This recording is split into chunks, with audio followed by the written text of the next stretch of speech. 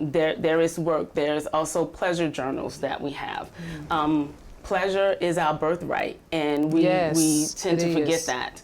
And so it's really just trying to figure out, like, how do we navigate through what is going on. What do you think is like one of the number one blocks in, you know, two partners coming together? Communication, definitely. Communication and patience. Because not only that I became just a Tantra practitioner, there was, you know, it was personal for me as well. I had a hysterectomy at 29. And what that does is put you completely into menopause, like instantly.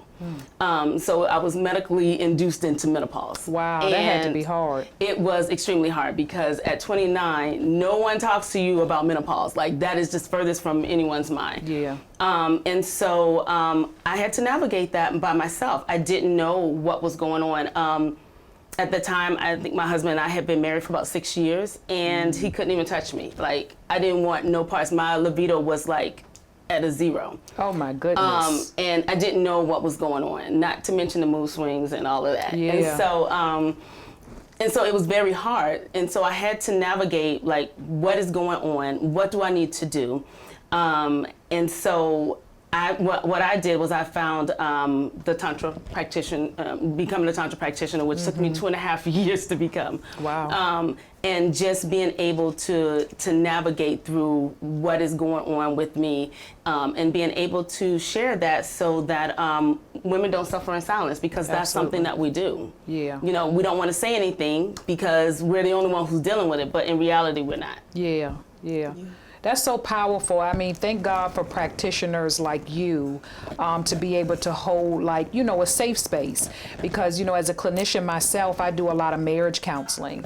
And as you say it, at the forefront of everything, it begins communication. Yes. And if you don't have the communication, how are you going to have the great intimacy, you know?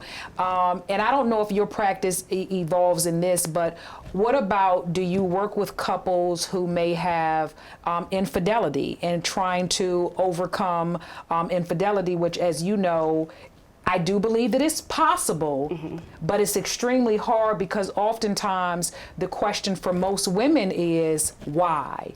Yes. Right? Yes. So tell us a little bit about that. Yes.